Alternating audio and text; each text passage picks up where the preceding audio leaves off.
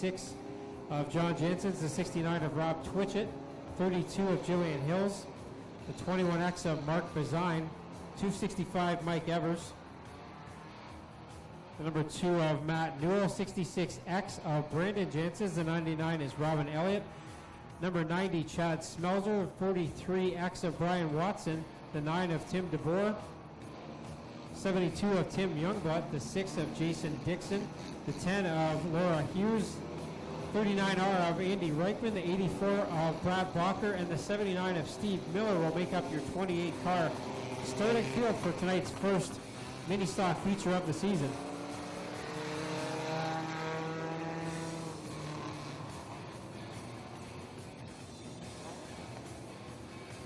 Coming for green, 15 laps in the first feature event here for the HRW Automotive Mini Stocks of 2015.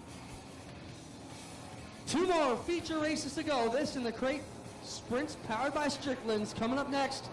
But first, 15 for the 4-bangers. Green is out. Here we go. Dale Shuttleman throws the double green flags. We're underway for the first HRW Automotive Mini Stock feature of the season. And they're 3 wide for the lead through corner number 2. Lungaro, Evans, and Erskine off of corner 2. Evans went to the middle up high line. Erskine up extremely higher, and then Lungaro takes it to the bottom underneath them all. Lungaro, the leader aboard car number 7, always a favorite to win here at Oshweekon. And the Mustangs faring very well here in the early going tonight. Good point, Greg. The imports have really been clobbering them as of late. But you look inside the top 5, and it's 4 Mustangs ganging up on an import. Through corner number 4, Jason Lungaro with Sean Evans right behind him in tow. Then you've got Reichman on the inside in the 3rd spot. And it's Slater and Erskine going at it side by side for 4th and 5th. Lungaro had tons of problems with rocker arms on that car, fighting engine battles all season last year. Looking to keep it together tonight as he leads Sean Evans and the Reichman 93. Well, Dan Erskine's going to bring out the yellow flag, it looks like, as he will not go to the pit area. We stay green flag racing. The yellow flag's going to come out now as Dan Erskine stops it on the high side in corner number 2. As that car was losing power going into corner number 1. I know Robin Elliott kind of got bound up behind the 69E, and Dan will park it to the entry of the pit area. Well, he just got a reprimand on the one-way. Doug Leonard telling him you can take a hard right to the pit. Not be excited about an amazing event. Certainly the talk of the season so far. Yeah, definitely. Number 1 on my list this year. I cannot wait to see the big blocks come in town. As Shane Andrews says, 800 horses without all the mess. That's the best line in motorsports. Well, and I can't wait to have Shane here. When we started talking about it, it was yourself, Greg, and myself saying, what's a show that even us crustiest fans would pay to go see?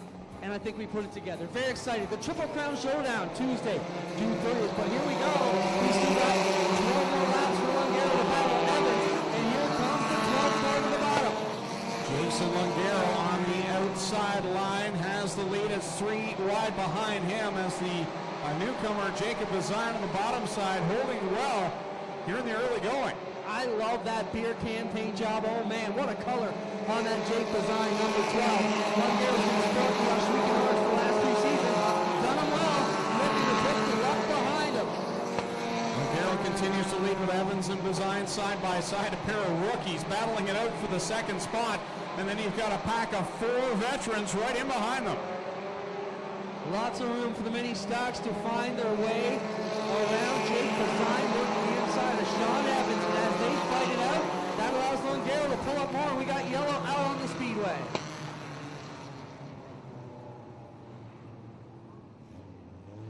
Piece of debris in corners 1 and 2. Right in the hole. It swallowed up something offside. Looks like the exhaust off of one of the cars here, possibly the 96 of Crossgrove at the back.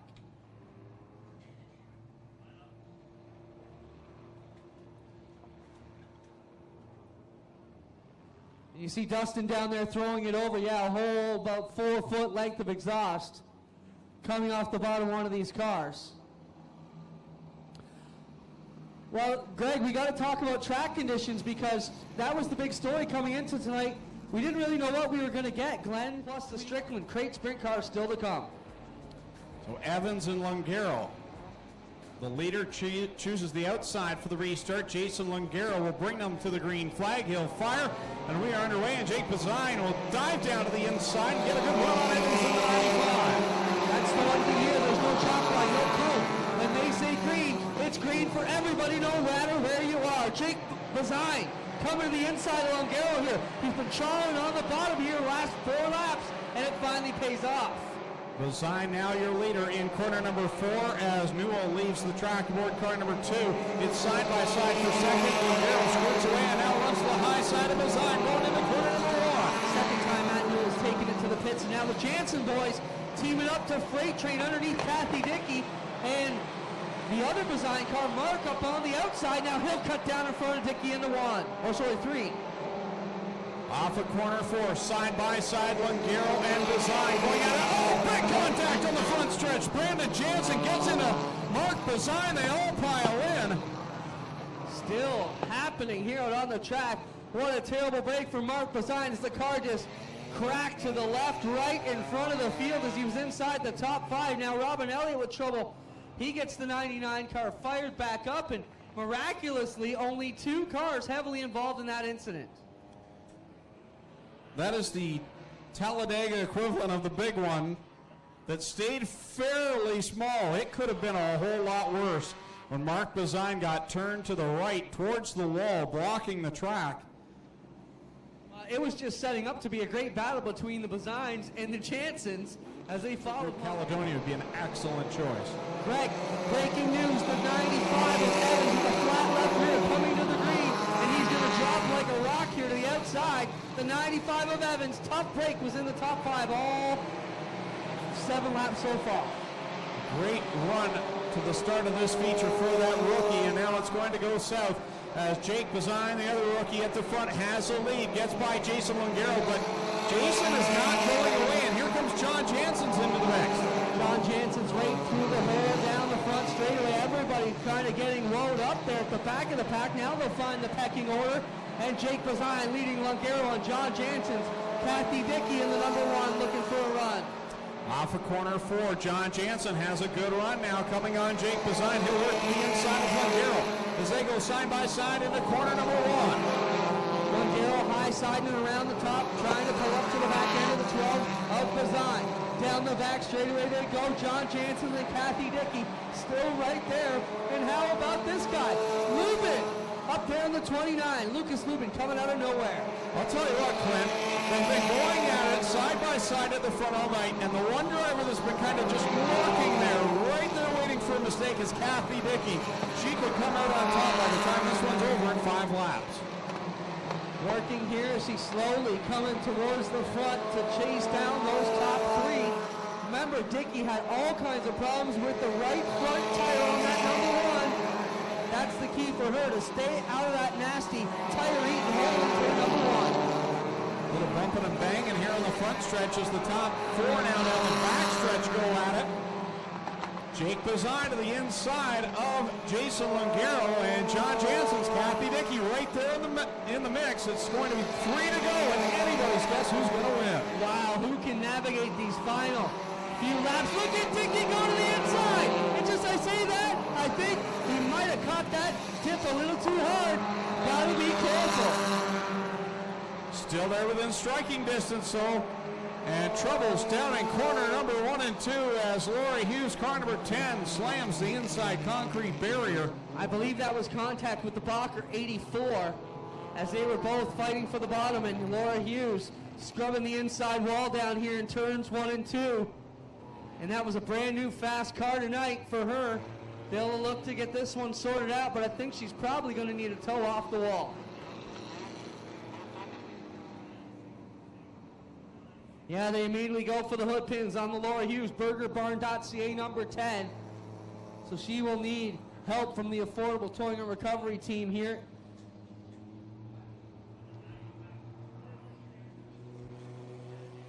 Dickey aboard that car number 1 in 4th, and Lucas Lubin sitting there in the top 5.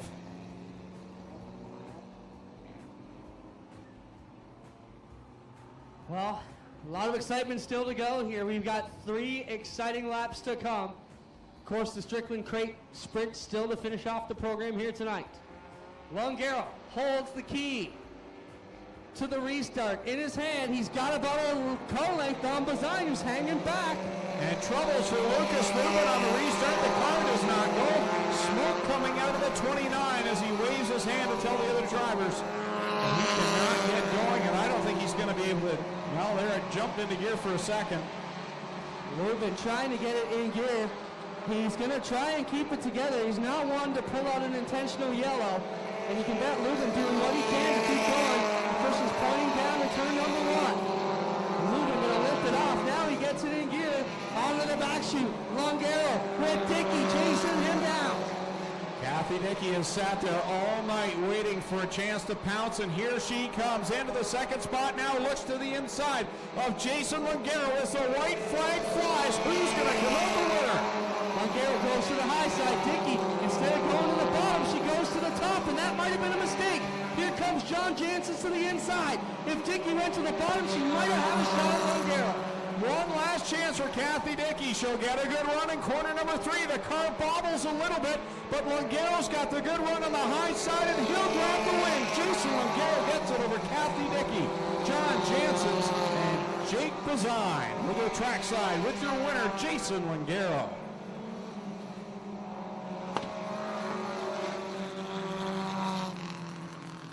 Quick reminder, ladies and gentlemen, one more quick feature to come. And it's going to be a wild one. The crate-powered sprints full of rookies.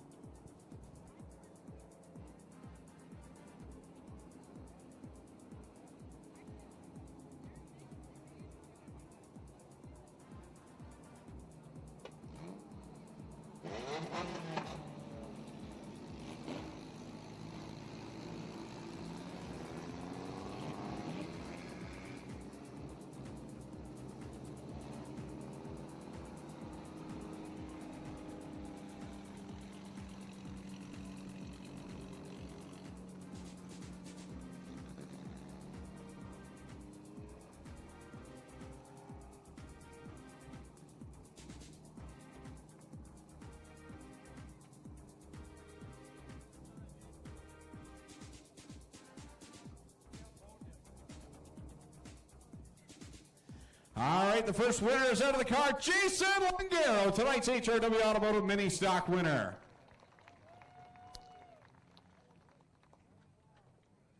Here's the hardware, your Mobile One cap. We'll go here in front of the car. Jason, last year you came in as one of the favorites to win the championship. Things just didn't quite work out for you. The Mustang's a bit of a disadvantage, but tonight, man, you were hooked up, and you are definitely a contender now. Yeah, I couldn't have asked for a better track. The top side was real fast, nice and smooth. The middle was a little rough, it seemed, so I tried to stay out of there, and it worked for me. Seemed like a lot of fun. A lot of different drivers up there racing for the win. Is that what it's all about? Oh yeah, what a blast. Who would you like to thank for the win? Highland Tire is my main sponsor this year. My wife helped me out in the pits. Basically, everyone who helps me out in the pits and supports me, friends, family. Thanks. All right, there you have it. Jason Longaro, winner of the HRW Automotive Mini Stock feature. We'll throw it over now to Clinton Jeffrey. All right, come on over here. We'll do the 50-50 draw right here, I guess. All right, grab your seat, close the packet, close 50-50, right? Kathy and Dickey, congrats on a great run for each of you. We'll get the 50-50 away. How much is it for tonight? $605. $605. You read the number. 047417. Thanks, Kathy, once again for $605. 047417. Come on down, pay your prize. Kathy, good run for you. I mean, you were closing in on him, trying different things, trying to win the whole one. Got to be very satisfied with this start to the season. Much better start to the season than last year. I thought I was on even though I was hitting some ruts. I took some chances through one, a little low and some things and just hoped that they would stay on. I think I made a mistake on that last lap. I think I should have gone low when I went high, just trying to avoid knowing I was in second spot. I didn't want to lose in second. Thank you for updating your amateur driving, and I said the same thing. Kathy, it's easy for us to tell you what we're doing. You don't have to drive car. John Jansen, a great review. Great way to start your season on the podium. Yeah, it's a nice way to get started out here. Hoping for a little bit more today, but those guys were quick. Jason ran an awesome race up there on the high line, so hats off to him, and hopefully we can give him a better run in the next few weeks. Congratulations, John Jansen, going to start the season. Third of the points. How to end our top three in the HRW Automotive. Jason Longero, Kathy Dickey, and John Jansen, ladies and gentlemen, racing hard for you here on opening night to get the program underway. We've got one feature race to go. And that feature race, a 15-lap feature for the first feature of the year for the Strickland's GMC Crate Sprint Cars. 12 cars scheduled to start. This is how they'll line up. Starting on the pole from Oshwiken, the Case IH Rochester Nighthawks Aero Express 68 will be Aaron Turkey.